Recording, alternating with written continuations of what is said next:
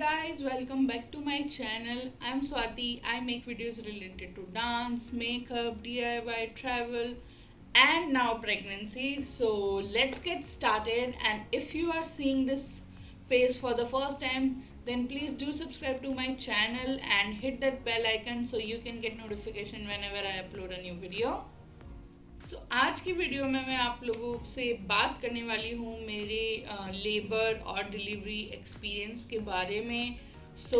ये सब्जेक्ट एक ऐसा सब्जेक्ट है जिसमें सबका अपना एक अलग एक्सपीरियंस रहता है। मैं सिर्फ आपको अपने एक्सपीरियंस बताने वाली हूँ, मैंने क्या एक्सपीरियंस किया, किन चीज़ों ने मुझे हेल्प किया, मे बी वो चीज़ें आपको हेल्प कर जाएं। और अगर आप प्रेग्नेंट हैं और आपकी डिलीवरी डेट पास में ही है, मे बी तभी आप ये वीडियो देख रही हैं। सो congratulations and best of luck and let's get started with this video. और अगर अभी तक आपने मेरे प्रेगनेंसी से रिलेटेड और वीडियोस नहीं देखे हैं तो मैं उन सबको डिस्क्रिप्शन बॉक्स में लिंक कर दूंगी और ऊपर आई बटन में भी। इस वीडियो के बाद आप प्लीज़ वो वीडियोस जाके ज़रूर देखिए। और अब हम स्टार्ट करते हैं। जो मेरी ड्यू डेट थी वो थी 29 फरवरी। शुरू से मेरी वही डेट आ रही थी और नॉर्मल मेरी प्रेगनेंसी में ऐसी कोई बहुत ज़्यादा कोई कॉम्प्लिकेशंस नहीं थे। नॉर्मल मेरी प्रेगनेंसी निकली जिसको मैंने बहुत अच्छे से इंजॉय भी किया। और आप मेरी बेबी शावर की वीडियोस भी देख सकते हो और इंडियन गोद भराई की भी वीडियोस देख सकते हो, वो सब मैं नीचे लिंक कर दूँगी। अब हम आते हैं। मुझे end of January 9th month start हो गया था एंड मेरी डिलीवरी डेट वाज 29 फरवरी। जब आपको 9th मंथ लग जाता है तो आपको डॉक्टर को हर वीक में विज़िट करना होता है। मैंने डॉक्टर को हर वीक में विज़िट करना शुरू कर दिया। तो फर्स्ट वीक में everything was normal, everything was going smoothly. कोई प्रॉब्लम नहीं थी। और मेरी प्रेगनेंसी में मैंने योगा किया था। मेरी योगा मैम ने मुझे बोला था कि जब आपका 9th मंथ शुरू हो जाए उसके बाद यू कैन स्टार्ट सुबह शाम दूध में 1 चम्मच घी और सुबह अर्ली मॉर्निंग जब भी आप उठें तो मेथी दाना आपको लेना है 1 चम्मच। उसे भिगाना नहीं है, सिर्फ मेथी दाना लेना है और उसे गुनगुने पानी से पी लेना है और उसके बाद आधे 1 घंटे तक कुछ भी नहीं खाना है। ये जो चिकनाई है ये हमको नॉर्मल डिलीवरी में हेल्प करेंगी। मैंने ये सब करना स्टार्ट कर दिया था। और मुझे जो मेरा सेकंड विज़िट था वो मेरा 11th फरवरी को था। मैं और मेरे हस्बैंड हम दोनों 11th फरवरी को डॉक्टर के पास गए। और मेरी पूरी प्रेगनेंसी में मेरा डॉक्टर ने इंटरनल चेकअप नहीं किया था बिकॉज शुरू में मेरा प्लेसेंटा थोड़ा लो था तो मेरा इंटरनल चेकअप नहीं हुआ था।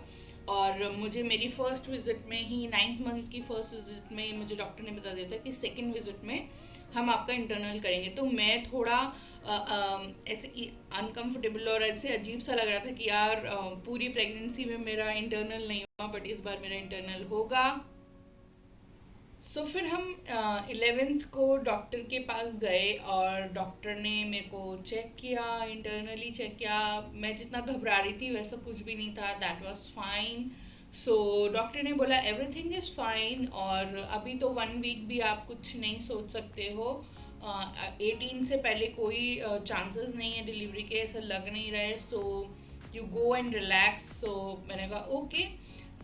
देन और हम लोग घर आ गए और लकीली मैंने जस्ट 4 दिन पहले ही मेरा हॉस्पिटल बैग रेडी कर लिया था क्योंकि मुझे 9th मंथ स्टार्ट हो गया था, मुझे टाइम नहीं मिल रहा था बट मैंने कर लिया था। बट फिर 12th को अर्ली मॉर्निंग मुझे अराउंड 4 o'clock और 5 o'clock हल्का पीठ में दर्द सा हुआ और मुझे मोशन हो रहे थे। मैं मेरी मदर इन लॉ के पास गई कि मुझे सुबह से थोड़े मोशन हो रहे हैं।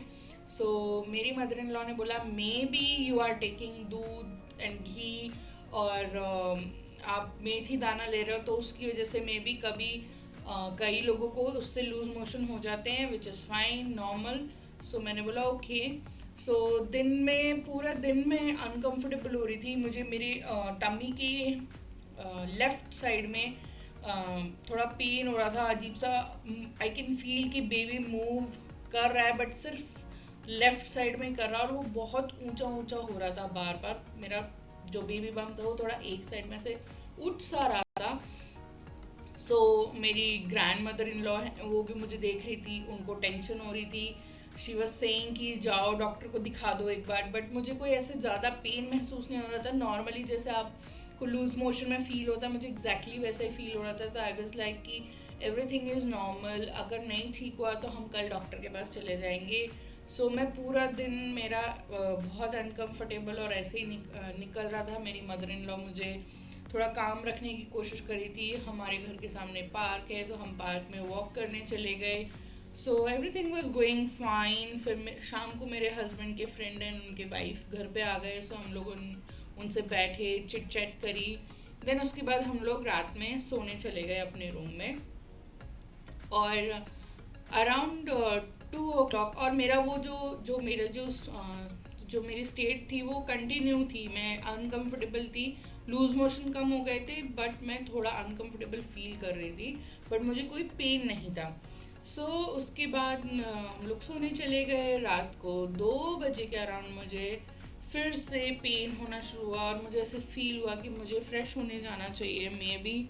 उसके बाद I feel bit relax, but कुछ हो नहीं रहा था। फिर मैं वापस सो गई, और 3 सवा 3 बजे मुझे फिर से बहुत तेज पेन हुआ। और पेन हुआ, इतनी तेज पेन हुआ कि मेरे मुंह से चीख निकल गई, और मेरे हस्बैंड जो सो रहे थे वो उठ गए। और उन्होंने बोला कि क्या हो रहा है, इतना अनकंफर्टेबल हो रही हो। मैं रूम में वॉक कर रही थी, मैंने कहा रुको मैं एक बार फिर से ट्राई करती हूँ, मे बी फ्रेश होने से आई फील फ्रेश और सब ठीक हो जाए। बट मैं गई, मुझे कोई मोशन नहीं हो रहा था, बट पेट में दर्द हो रहा था। देन ही सेड कि मे बी तुमको लेबर पेन हो रहा हो। तो मैंने एकदम डिक्लाइन कर दिया कि नहीं, मेरे को लेबर पेन नहीं हो रहा है, क्योंकि मुझे सबने बताया कि लेबर पेन बैक से शुरू होकर और फ्रंट में आता है, और मुझे ऐसा कुछ फील नहीं हो रहा। मुझे सिर्फ फ्रंट में पेन हो रहा है और पेट दर्द जैसा हो रहा है। मतलब मे बी जैसे लूज मोशन में पेट दर्द होता है, या फिर आप जब डाउन होते हो तो आपको कैसा पेट दर्द होता है, बट ये उससे थोड़ा अलग पेन था। फिर देन 3:30 पौने 4 बजे हमने डिसाइड किया। मेरे को लगा कि मे बी बेबी को कोई प्रॉब्लम हो, मे बी एम्बिलिकल कॉर्ड उसके गले में फंस गई हो, या कुछ भी XYZ रीज़न हो सकता है जिससे बेबी अनकंफर्टेबल हो, और उस वजह से मैं भी अनकंफर्टेबल हूँ। और हमें अपना दिमाग ना लगा के समझदारी से हॉस्पिटल चले जाना चाहिए। Then we decided let's go to hospital. हमने मेरी मदर इन लॉ को फ़ोन किया, वो भी रेडी हो गई, और हम लोग 4 सवा 4 बजे घर से निकल गए। और जब हम हॉस्पिटल जा रहे थे, और उस टाइम पे मेरा पेन धीरे धीरे बढ़ते जा रहा था, तो जब हम हॉस्पिटल जा रहे थे तब बस हॉस्पिटल पहुंचने से पहले मुझे ऐसा लगा कि मे भी लेबर पेन हो सकता है, क्योंकि मुझे थोड़े थोड़े इंटरवल में अब शुरू हुआ है। बट मुझे लगा कि हो सकता है मैं बहुत ज़्यादा सोच रही हूँ, क्योंकि मेरी डिलीवरी डेट 29 फरवरी की है, और वो अभी बहुत दूर है। हम लोग हॉस्पिटल पहुँचे, इमरजेंसी वार्ड में। उन्होंने मुझे सब वो जो टमी पे मशीन वगैरह लगाते हैं बेबी की हार्ट बीट चेक करने के लिए, लेबर चेक करने के लिए, फ्रीक्वेंसी चेक करने के लिए, वो सब लगा दिया। देन डॉक्टर केम इन, उनसे मुझसे सब कुछ पूछा, एंड देन वो डॉक्टर ने मेरा इंटरनल चेकअप किया। और हाफ एन आवर तक मेरा वो जो मशीन थी वो मेरे टमी से अटैच थी। Then she came and she said कि आप लेबर में हो, और आपको काफ़ी अच्छे लेबर आ रहे हैं, हर 3 मिनट में 40 सेकेंड के लेबर आ रहे हैं, बट आपका बिल्कुल इतना सा डायलेशन हुआ है, अभी डायलेट होना शुरू नहीं हुआ है। सो इट्स योर चॉइस कि आप हॉस्पिटल में रह के लेबर लेना चाहते हो या आप घर जाना चाहते हो, क्योंकि ऐसी कोई टेंशन की बात नहीं है, यू कैन गो होम। हमने उनको बता दिया था कि हमारा घर बहुत पास में है, मुश्किल से 10 मिनट लगते हैं हॉस्पिटल पहुंचने में। Then she said it's your choice. तो मेरे हस्बैंड ने मुझसे पूछा, और मुझे पता था, मैंने यूट्यूब पे बहुत सारी वीडियोस भी देखी हैं कि लेबर पेन में आपको बहुत पेन होता है, और जितना आप वॉक करोगे, जितना आप मूव करोगे, उतना आपको ईजी रहता है। बट अगर मैं हॉस्पिटल में रहती तो वो लोग मुझे वो मशीन वगैरह लगा के बांध देते। तो मैंने डिसाइड किया कि मैं घर जाऊंगी और घर जाके ही लेबर पेन लूँगी। और मेरी योगा वाली मैम ने भी यही हमें बताया था कि जितना हो सके उतना लेबर पेन आप अपने घर पे ही लो, वही बेस्ट होता है। घर पे आप कंफर्टेबल होते हो, और आपको गर्म चीज़ें खाने को पीने को घर वाले इजीली दे सकते हैं। सो हमने डिसाइड किया और हम घर वापस आ गए। तो हम घर वापस आए और आने के बाद वही जो मेरे दिमाग में था, मेरी मैम ने भी कहा था और मेरी मदर इन लॉ को भी पता था कि गर्म चीज़ें देनी है। सो एकदम अर्ली मॉर्निंग हम गए थे, मैंने चाय भी नहीं पी थी, तो मैंने सबसे पहले अपनी मदर इन लॉ से गर्म पानी और चाय मांगा। और जैसे ही मैंने पानी पिया मुझे वॉमिट हो गई, फिर मैंने चाय पी, मुझे फिर वॉमिट हो गई। मेरी मदर इन लॉ मेरे लिए गरम हलवा बना के लाई, मैं वो डर के मारे खा ही नहीं पाई, क्योंकि एक तरफ मुझे बहुत तेज लेबर पेन हो रहे थे और और मुझे डर बैठ गया था मन में कि मैं कुछ भी खाऊंगी, पानी भी पीऊंगी तो मुझे वॉमिट हो जाएगी। तो मैंने पानी पीना भी बंद कर दिया था। पर मेरे हस्बैंड ने बहुत फोर्स किया और वो लोग मुझे थोड़ा थोड़ा सिप में मुझे इलेक्ट्रॉल देते रहे ताकि मेरी बॉडी की एनर्जी बनी रहे। तो वो इलेक्ट्रॉल ने भी मुझे बहुत हेल्प किया। और मतलब तब से फिर मैं मेरे घर पे लेबर ले रही थी। हमारे योगा में हमें सिखाया गया था आर्ट ऑफ टेकिंग लेबर। सो जो भी टिप्स एंड ट्रिक्स हमें योगा मैम ने हमें सिखाई थी, आई वॉज डूइंग दैट। मेरे हस्बैंड के साथ भी सेशन हुआ था योगा में कि जब आपकी वाइफ लेबर में हो तो आपको क्या करना है, कैसे उनको काम करना है। तो he was also doing that, मुझे बैक मसाज दे रहे थे, हॉट वाटर बॉटल लगा रहे थे। सो वो सब चल रहा था। और उनकी भी पूरी रात की नींद थी, तो वो थोड़ी देर नैप लेने चले गए जब तक मेरी मदर इन लॉ और मेरी सिस्टर इन लॉ मुझे संभाल रही थी। देन मेरी मदर भी वहाँ आ गई और मेरी मदर और मेरी मदर इन लॉ दोनों ही मुझे इतनी तेज लेबर में देख नहीं पा रही थी।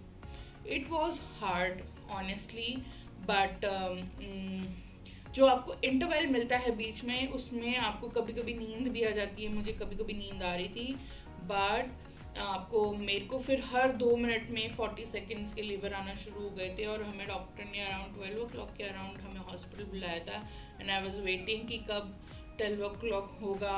ऐसे करते करते हम 1:45 हम घर से निकले। 1 बजे के अराउंड हम घर हॉस्पिटल पहुंच गए। हॉस्पिटल पहुंचने के बाद उन्होंने मुझे चेक किया और तभी मेरे योगा वाली कुछ फ्रेंड्स ने भी मुझे देखा। I was doing my labour breathing, so जो हमें योगा में सिखाई थी। एंड वो लोग फिर मुझे लेबर रूम में ले गए और सब घर वाले सब बाहर थे।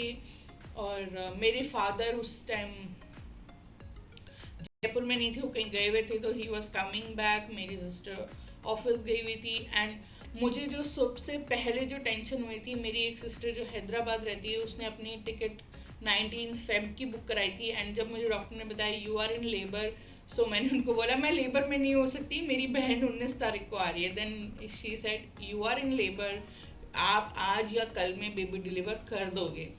सो आई वॉज लाइक ओके। देन हम 1 बजे पहुंच गए थे। मुझे फिर वो हॉस्पिटल में पहुंचने के बाद उन्होंने वो मशीन वगैरह लगा दी। They started all the process जो नॉर्मल डिलीवरी के लिए होता है। रूम सेट करना शुरू कर दिया उन्होंने और मेरे सारे टेस्ट वगैरह करने शुरू कर दिए, blood test, BP, sugar, everything. और मेरे को ड्रेस चेंज करा दिया उन्होंने और मैं उनको देख रही थी। एंड उसी टाइम पे द सिस्टर पैनिक की आपके नेल्स भी बड़े हैं, नेल पेंट लग रहा है। और उससे एक दिन पहले मुझे मेरी सिस्टर इन लॉ ने कहा था कि please cut your nails and nail paint remove कर लो, क्योंकि अब तुमको कभी भी हॉस्पिटल जाना पड़ सकता है। बट मुझे नहीं पता था कि मुझे दूसरे दिन ही जाना पड़ जाएगा। और हम वहाँ पहुँचे तो दे वर ट्राइंग कि वो उन्होंने मेरे नेल्स कट कर दिए थे, बट उन लोग से मेरे नेल पेंट रिमूव नहीं हुआ। सो ये सब चीज़ें चल रही थी। और उसी बीच में मेरी डॉक्टर भी आ गई।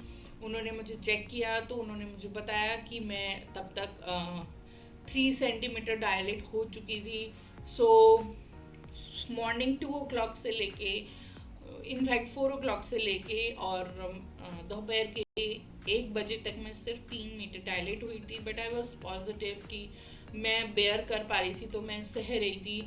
बट जैसे जैसे टाइम निकला वो जो पेन था वो अनबेरेबल होता चला गया। और हो क्या रहा था, मेरे को सिर्फ पेन ज़्यादातर मेरे टमी के लेफ्ट साइड में फील हो रहा था। एंड आई कैन फील कि बेबी मूव कर रहा है और उसके मूव करने से मुझे बहुत दर्द हो रहा है और वो सिर्फ एक ही साइड मूव कर रहा है। सो 2 o'clock तक मेरी हालत एकदम ख़राब होने लगी थी। I was shouting, I was yelling कि doctor please help me, I can't bear it now. और मुझे एक्चुअली, मैं, मेरे हस्बैंड और हम सब ये चाहते थे कि मेरी नॉर्मल डिलीवरी हो। सो ऑनेस्टली मैं बहुत ट्राई कर रही थी कि मेरी नॉर्मल डिलीवरी हो।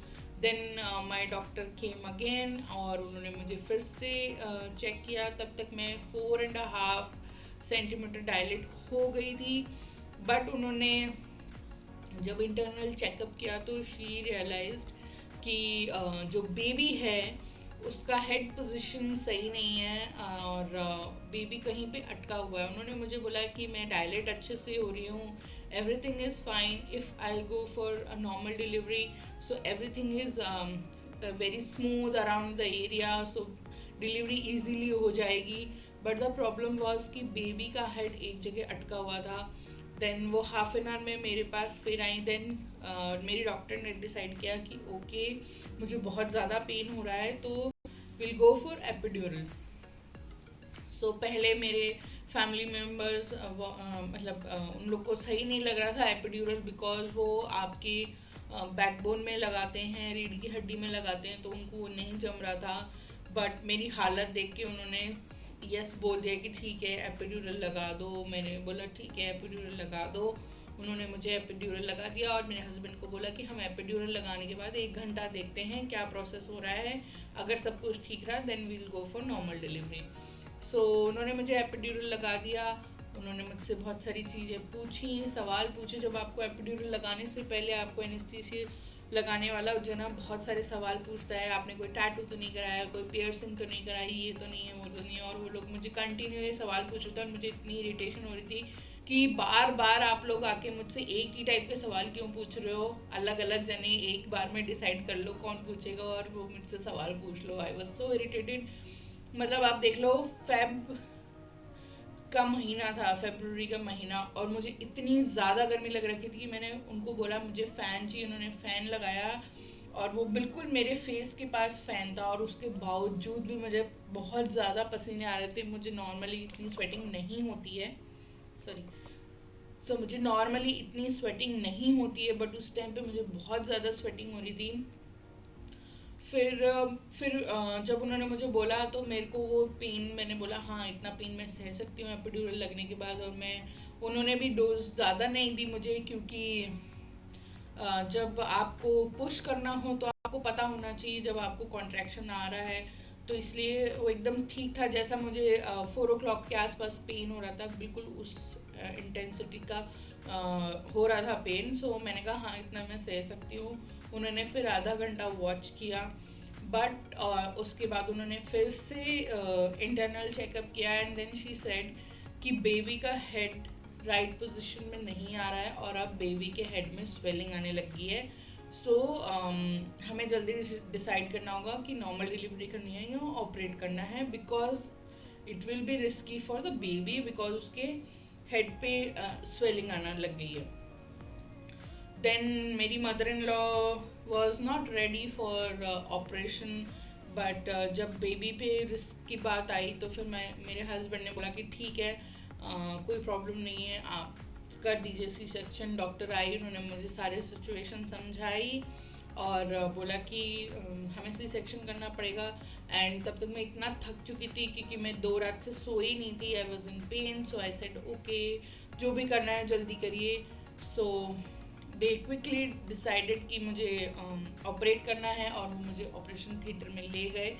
और मैं जब वहाँ पहुँची तो मुझे डर लग रहा था कि मेरे को इन्होंने एपिड्यूरल दिया और उन्होंने कहा वो लोग बस एपिड्यूरल का थोड़ा सा डोज और बढ़ा देंगे एंड देन वो लोग मेरा ऑपरेशन कर देंगे। तो आई वाज लाइक कि ओ शिट, ये लोग एपिड्यूरल का डोज बढ़ा देंगे, इसका मतलब ये मुझे नम नहीं करेंगे नीचे से, तो मुझे ऑपरेशन के बारे में सब पता चलेगा। और मैं बहुत घबरा रही थी। बट मुझे मेरी फ्रेंड ने बोला था कि बहुत ज़्यादा घबराने से आपका बीपी हाई हो सकता है या बीपी ड्रॉप हो सकता है, तो वो और भी रिस्की हो जाता है, तो पैनिक नहीं करना। तो मैं वही ट्राई कर रही थी कि मैं पैनिक नहीं करूं। और बेसिकली मुझे एपिड्यूरल देने के बाद मुझे पेन में इतना ज़्यादा रिलीफ मिल गया था कि मुझे नींद आने लगी थी क्योंकि मैं 2 रात से सोई नहीं थी। सो हम फटाफट से ऑपरेशन थिएटर में पहुँचे। उन्होंने मेरे सामने कर्टन लगा दिया एंड मैं थोड़ी रिलैक्स हो गई थी क्योंकि मुझे अब पेन फील नहीं हो रहा था। सो मुझे नींद आने लग गई थी। सो जैसे ही मुझे नींद आती मुझे कोई ना कोई नर्स उठा देती थी, Swati are you okay, are you fine, are you okay, are you fine. मे भी वो लोग चाहते नहीं थे कि मैं सोऊं।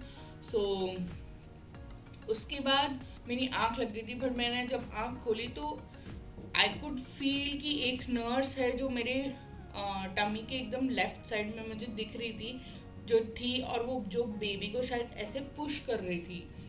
सो मुझे ऐसे फील हो रहा था, मतलब मुझे ऐसे लग रहा था कि मेरे टमी के लेफ्ट साइड में कुछ हुआ है। मुझे ऐसे पता नहीं क्यों ऐसे लग रहा था कि उन्होंने सिर्फ मेरे टमी के लेफ्ट साइड में एक छोटा सा कट लगाया और उसी से बेबी को निकालेंगे वो लोग। ऑल्दो ऐसा कुछ भी नहीं था, उन्होंने सेंटर में जहाँ आपका सी सेक्शन होना चाहिए वहीं कट किया था, बट मुझे इतना पेन हो चुका था मेरे लेफ्ट साइड में टमी में कि मुझे ऐसा लग रहा था कि सब कुछ वहीं हो रहा है। सो बट मैं इस बात के लिए श्योर हूँ कि किसी नर्स ने लेफ्ट साइड से बेबी को पुश किया था मेरे टमी में से। एंड मुझे फिर से मैं रिलैक्स हो गई, मेरी आंखें बंद होने लगी तो मुझे हल्की सी रोने की आवाज़ आई। एंड मेरी डॉक्टर ने एकदम से बेबी को निकाला। बहुत हल्की सी आवाज़ आई बेबी के रोने की एंड उन्होंने निकालते ही बोला ओ माय गॉड, ये तो बिल्कुल स्वाति जैसे है, बेबी एकदम स्वाति जैसा है। सो सेकेंड स्वाति आ गई। So I was like okay baby हो गया। एंड देन बेबी बहुत तेज रोने लग गया एंड वो लोग जस्ट मेरे पीछे की साइड बेबी का टेबल था तो वो लोग बेबी को उधर ले गए, बेबी को क्लीन करने लगे। एंड मुझे कुछ समझ नहीं आ रहा था तो, और मुझे कुछ दिख भी नहीं रहा था, तो मैंने बस मेरी डॉक्टर ने बोला कि आप बेबी को क्राइंग की आवाज़ सुन सकते हो। मैंने बोला हाँ, मैं बेबी को देख रही हूँ, मैं बेबी को सुन रही हूँ। मैंने नर्स से पूछा कि क्या हुआ है, इट्स अ बेबी गर्ल और बेबी बॉय। सो नर्स ने बोला अभी हम आपको थोड़ी देर में बताएंगे, बट मुझे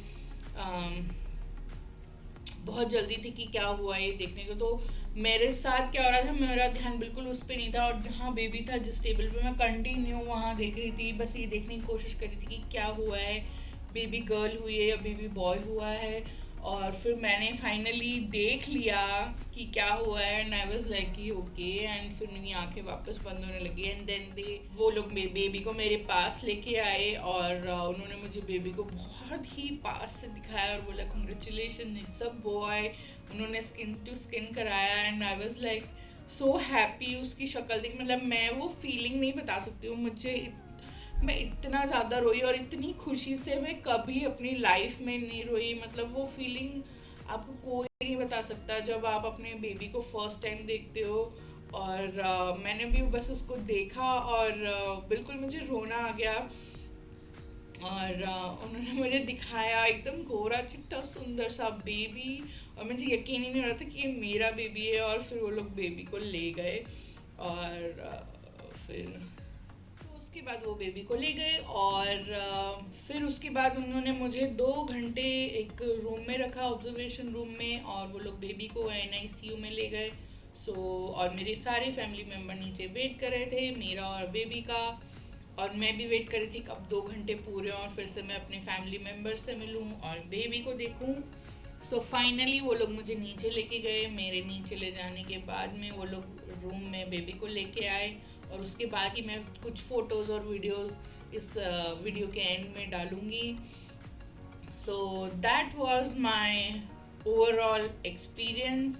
और अगर आप मेरी पोस्ट डिलीवरी डाइट और एवरीथिंग जो आप देखना चाहो तो आप मुझे डिस्क्रिप्शन बॉक्स में बता सकते हो, मैं वो उसके ऊपर वीडियो बना सकती हूँ मेरा पोस्ट डिलीवरी एक्सपीरियंस कैसा रहा। So that's it for this video. I hope you like this video और ये एंटरटेनिंग रहा हो और आपको हेल्पफुल रहे। और क्योंकि मुझे ऐसे वीडियोस देखने में बहुत अच्छा लगता था जब मैं प्रेग्नेंट थी, तो इसलिए मैं ये वीडियो डाल रही हूँ। मे बी जैसे उन वीडियोस ने मुझे हेल्प किया, आपको भी ये वीडियो हेल्प करे। I will see you in my next video. Until then bye bye, take care. वो परेशान हो गया इतना। एक में जीजू के साथ फोटो, तीनों की फोटो एक बार।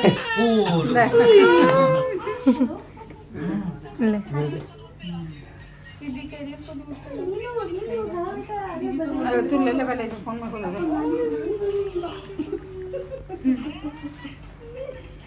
दिखाओ। ऐसा बोल